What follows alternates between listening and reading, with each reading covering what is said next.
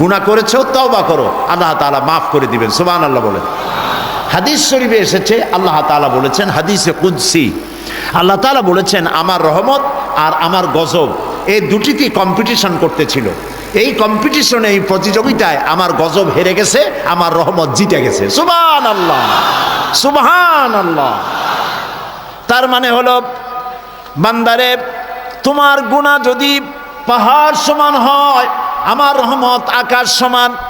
আর তোমার গুনাহ যদি আকাশ সমান হয়ে যায়, তাহলে আমার রহমত আমার আরশ উপচে পড়েছে। সুবহানাল্লাহ। গুনাহ মাপ চাও, মাফ করে দেওয়া হবে। যারা মক্কা শরীফে গেছেন তারা দেখেছেন রুকনি ইয়ামানি আর হাজারে আসওয়াদ, রুকনি ইয়ামানি হাজারে আসওয়াদ, এই জায়গাটায় কাবা শরীফের গিলাফের উপরে অনেকগুলি আয়াত আছে। তার মধ্যে একটি আয়াত এরকম আছে, ওয়া ইন্নী লাগাফফারুন লিমান তাবা ওয়া আমিলা সালিহান সুম্মা ইহতাদা। আল্লাহ তাআলা বলেন, নিশ্চয়ই আমি ক্ষমাশীল, নিশ্চয়ই আমি ক্ষমাশীল, আমি দয়াবান।